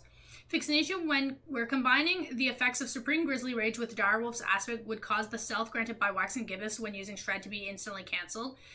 Fix an issue where the permanent werewolf form from Mad Wolf's Glee did not constantly trigger the damage reduction from the Vigorous aspect. Fix an issue where the Early Offerings challenge would inconsistently gain progress. Fix an issue where the Staff of Whispers quest reward could be traded.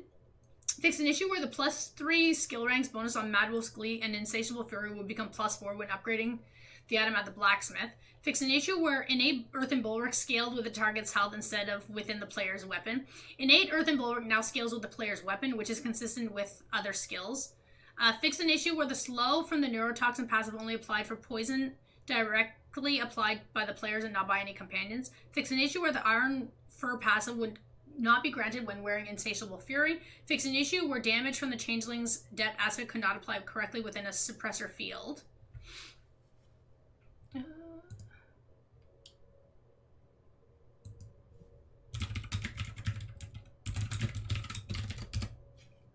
Necromancer. Fix multiple issues where bone prisons in certain situations and locations could negatively affect NPC behavior or quest advent progression. Fix an issue where ghastly bone prison's vulnerable effect could trigger lucky hits. Fix an issue where the tool tip for Golem did not reflect an increase to maximum health. Example, the hulking monstrosity Paragon node. Fix an issue where the aspect of gore quills could infinitely launch blood lances from other players' blood orbs without consuming them. Fix an issue where the aspect of serration displayed its bonus as additive when it was actually multiplicative.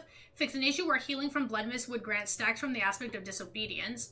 Fix an issue where fortify from the blood drinker glyph would not be granted when picking up blood orbs while in blood mist. Fix an issue where Rathma's vigor would stack while mounted. Fix an issue where casting decompose on an enemy just before their death from another source of damage could cause the player to become temporarily stuck. The tooltip of the power on Lidless Wall can now better describe its requirements. Instead of an enemy unaffected by Bone Storm, it now states an enemy outside of Bone Storm. Viscous Aspect's name has been changed to Occult Domination. Fix an issue where minions do not fully benefit from the weapon damage modifier provided by shields. Fix an issue where necromancers could not rotate while casting a channeled spell if they had a one-handed weapon equipped but nothing equipped in their offhand. Fix an issue where the corporal glyph's physical damage bonus wouldn't grant any bonuses in certain slots. Bonus physical damage to nodes within range has been changed to bonus magic damage. Fix an issue where the guaranteed overpower from Rathma's Vigor could be consumed on a blood echo instead of on a cast skill such as Blood Surge. Rogue. The Shadow Clone created by Grassless Shadow will now apply imbuement when casting Rain of Arrows as intended. Fix an issue where male rogues cannot move while reviving another player unless they used Evade. Fix multiple instances where rogues could be targeted while Concealment was active. Fix an issue where energy spent counting towards preparation would not count if using a marksman cone skill and then using a cutthroat basic skill. Fix an issue where breakable objects and critters would count as enemies passed through for improved and enhanced penetrating shot. Fix an issue where the energizing aspect would generate energy when hitting certain non-elite enemies, such as breakable objects. Fix an issue where arrows fired from volley could launch in the opposite direction when the player faced a wall. Fix an issue where the tooltip for the aspect of bursting venom specified critical strikes would trigger the effect when instead it was any poison imbued skills dealing damage. Fix an issue where the enshrouding aspect did not consistently grant stacks of dark shroud when standing still for 3 or more seconds. Fix an issue where the shadow clone granted by Grasp of Shadow would not complete a cast of twisting blades. Fix an issue where the shadow clone from Grasp of Shadow wouldn't apply poison damage. The Sorcerer. Fix an issue where the Acrobatics Elixir did not reduce the cooldown of the Teleport enchantment. Fix an issue where the Enchantment Master Legendary Paragon node did not grant any benefit to the Teleport enchantment. Additionally, the tooltip for the Teleport enchantment's cooldown will now be accurate when the Enchantment Master is acquired. Fix an issue where Deep Freeze could be used while moving on your horse by mounting it immediately after casting Deep Freeze. Fix an issue where the challenge trackers for killing enemies with specific elemental skills weren't being tracked correctly. Fix an issue where the Embers from the Flamescar could have excessive critical strike damage while using Elementalist aspect. Fix an issue where gaining damage from Winter Glyph was inconsistent. Fix an issue where the aspect of Static Cling increased the mana cost of charged bolt. Fix an issue where the tooltip for Ball Lightning would erroneously display damage factoring in attack speed with the enhanced Ball Lightning upgrade. Fix an issue where the enhanced Ball Lightning upgrade tooltip incorrectly displayed damage based on your attack speed. Fix an issue where some ranged skills from the players would not hit an enemy that they teleported directly to, and some ranged attacks used against the players by an enemy would also not hit the player. Fix an issue where Frost Nova would not count as a cooldown spell for effects such as Ice Blades, enchantments, or cooldown reductions from Supreme Deep Freeze when using Frost Blitz aspect. Fix an issue where the bonus from Essu's Ferocity was applying as a bonus to all damage instead of critical strike damage. Fix an issue where the bonus duration from Mage's Blizzard would not apply for casts of Blizzard that were made above 50 mana, but still took the player's mana below 50. Fix an issue where temporary movement speed increases did not contribute towards the critical strike chance increase from Essu's Heirloom. Fix an issue where the tooltip for Ice Blades didn't properly update lucky hit chance. Fix an issue where Chain Lightning could fail to bounce when used on stairs. Fix an issue where charging enemies could stun the player if they teleported near the enemy with Raiment of the Infinite equipped. The tooltip for greater ice shards now properly describes that the upgrade guaranteed ice shards will ricochet and deal bonus damage when the player has an active barrier. Developers note, the previous tooltip stated ice shards would behave as if the target was frozen if the player had an active barrier. This is potentially confusing because it suggested that the enemy could be treated as frozen for all other effects applied by ice shards, such as the aspect of control. Fix an issue where Hydra's burning damage scaled with the target's health instead of with the player's weapon. So developers note the Hydra's burning damage now scales with the player's weapon, which is consistent with other skills. Fix an issue where sorcerers could not gamble for daggers of the Purveyor of Curiosity.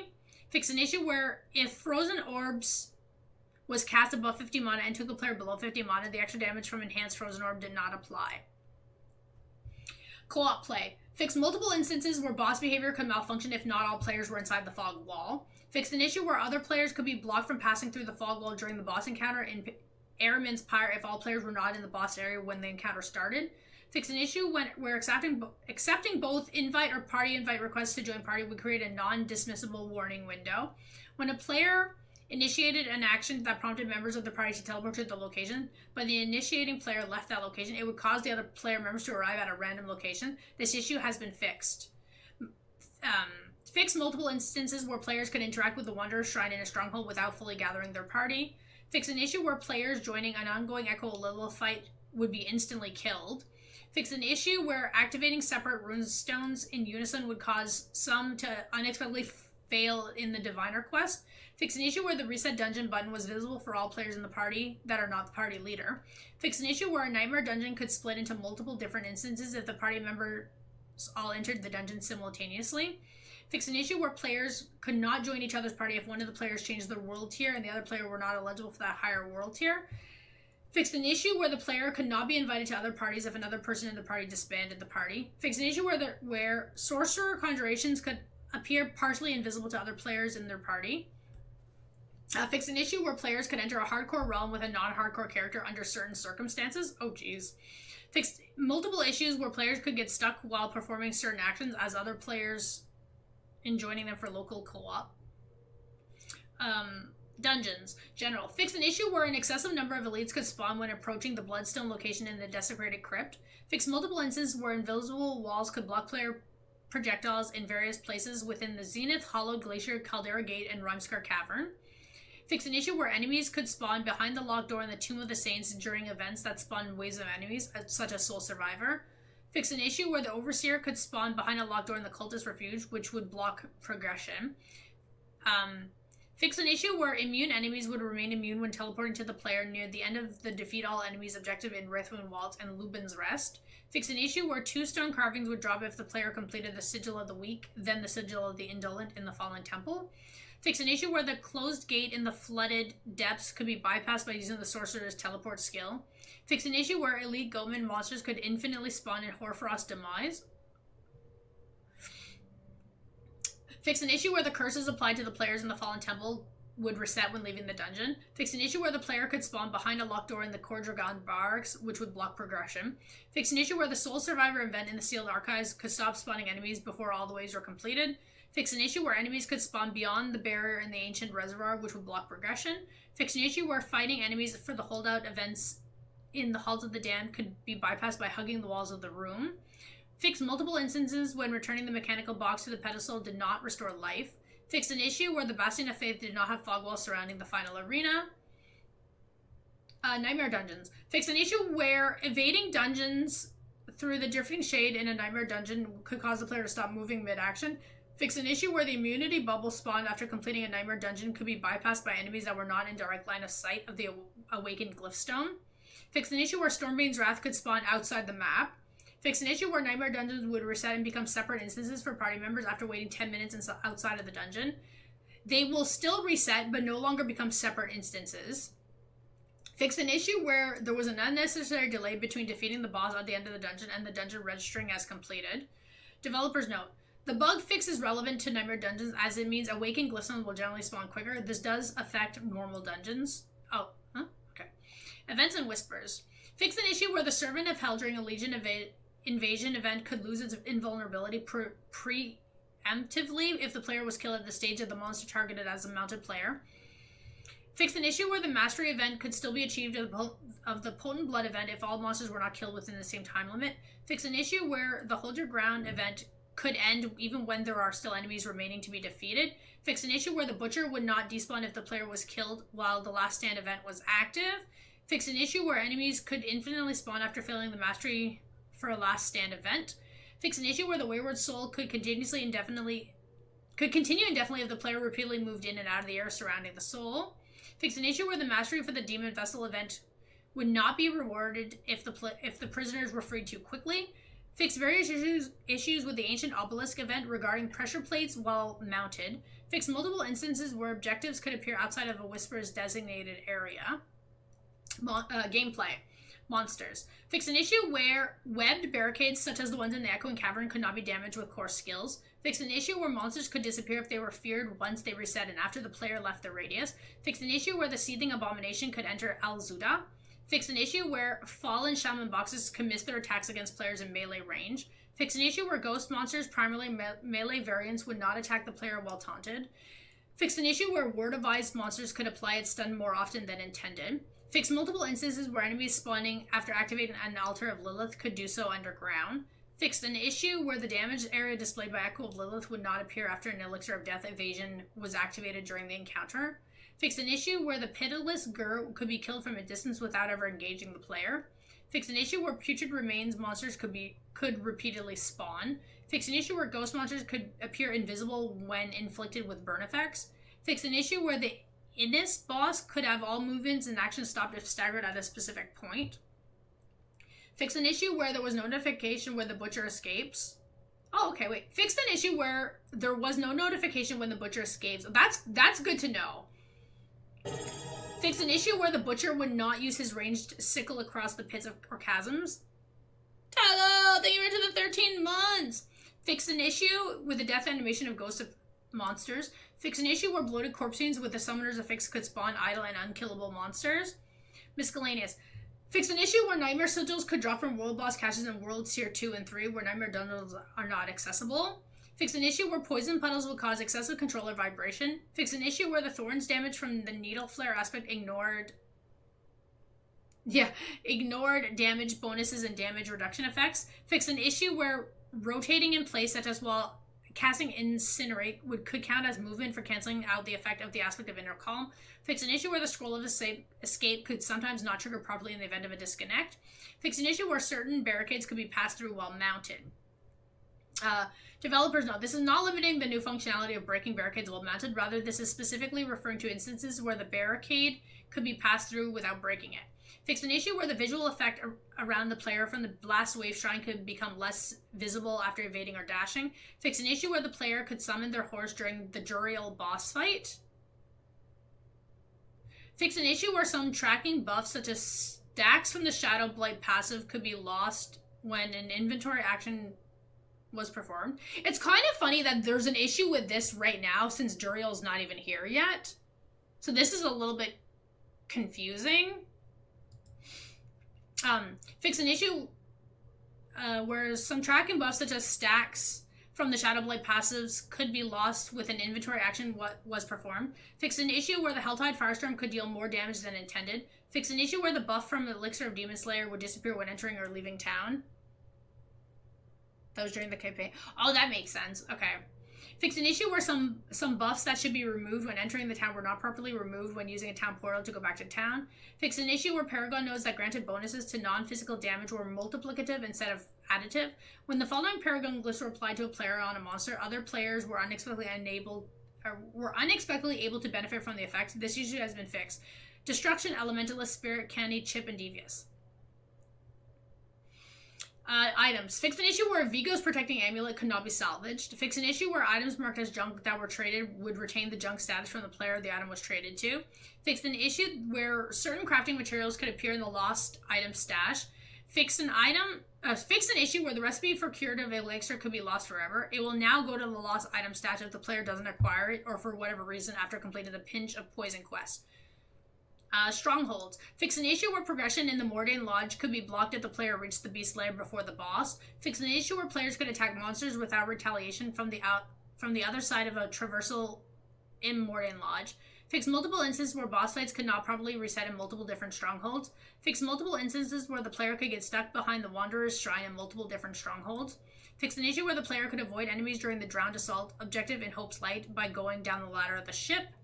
Fix an issue where Baelgemoth could be damaged from outside the fog wall during the encounter in Turdurla. Fix an issue where Baelgemoth could unexpectedly disappear temporarily. Fix an issue where the player could avoid all enemies by mounting during the survival event for opening the Serpent's Door in Vieres. Fix an issue where the Serpent's Eye door could be evaded through, which could block progression. Fix an issue where enemies could target the player on the other side of the Serpent's Eye door, which would cause the door to appear open and consequently block progression. Fix an issue where the player could mount in the boss area in Vieres, which could prevent the boss from spawning and consequently blocking progression. Fix an issue where the player could destroy eggs and pillars prior to beginning the boss fight in the Temple of Rot. Fix an issue where the High Priest enemy in the Altar Room wouldn't attack the player if spawned with certain affixes. Fix an issue where crazed villagers could despawn in Nostrava when the player left the area, which would block progression. Fix an issue where enemies could be lured in a particular place in Malnock where they could be attacked without retaliation. Fix an issue where the Crusader's Monument objective to collect skulls could be completed by repeatedly using one skull. Fix an issue where Nilkar in Khor Dragan could be blocked by the Necromancer's minions. Quests. Fix multiple instances where some quests didn't properly grant renown progress. Fix an issue where the poachers could be non-interactable at the end of the trending nature. Fix an issue where the Lilith boss fight could be reset if a barbarian player leaped into the fog wall. Fix an issue where Brawl's charge could still deal damage to the player even if he dies during the charge. Fix an issue where the player could enter the chapel in Nevesk before opening the door with the key, which would block quest progression. Fix an issue where enemies could become passive and no damage would be dealt to the player while Arada was immune during the Epics of Misery fight. Fix an issue where Valtha could get stuck when teleporting during the Witch of the Waste quest. Fix an issue where Elias's pathing could be blocked by the player while fighting him during piercing the veil, allowing Elias to be damaged without engaging the player. Fix an issue where Heretic could have progression blocked at the Find Anita step. Fix some instances where quest progression could be blocked if the quest was abandoned in the middle of it. Fix an issue where progression could be blocked during the Desolate Wakes if Ninsa's minions were killed too quickly. Fix an issue where enemies could be lured out of the quest area and block progression during the Guardians of the Pit. Fix an issue where enemies could spawn too far away during the Flesh and Blood quest. Fix an issue where Desperate Remedies did not actually reward the amulet mentioned by the quest. Fix an issue where by the 3 they come could have progression blocked due to ghouls not spawning.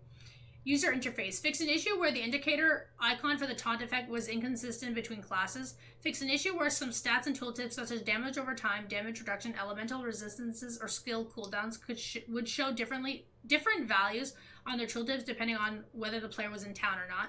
Fix an issue where the Elixir of Fortitude displayed its max increase as 30% when it was actually 20%. Fix an issue where some challenges did not have descriptions. Fix an issue where the tooltip for the active effect from the Elixir did not mention the experience bonus. Fix an issue where the social wheel could become unresponsive if all actions were unassigned.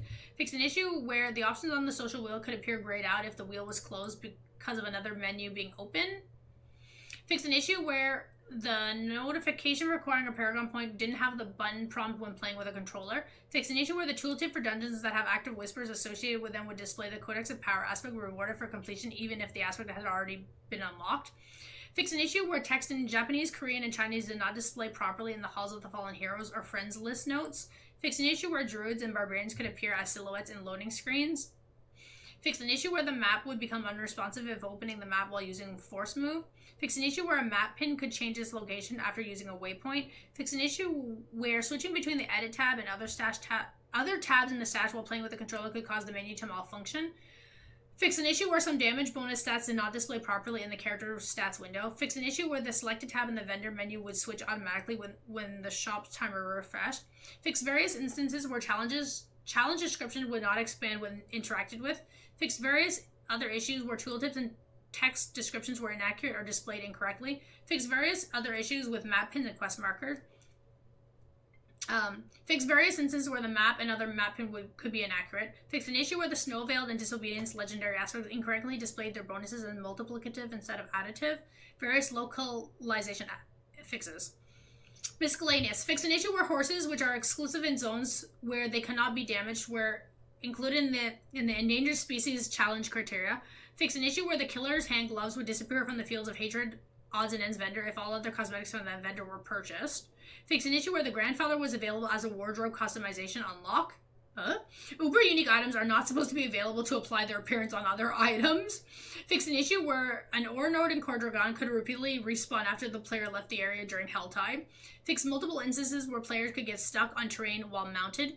Fix an issue where the Swift Delver challenge could be awarded in certain instances that did not involve killing a boss monster. Fix an issue where baleful chests could spawn outside of the Fields of Hatred. Various other graphical, visual, performance, and audio stability improvements. So, there we go. This is what we can expect on October 17th. As you can see, tons and tons and tons of things are coming. This was ridiculously long patch notes, and I'm dying. But overall, I think everything was really, really good, and I'm super, super hyped for it. Yeah, my voice is going to be gone for a month. I mean, I'm pretty sure you can already hear it.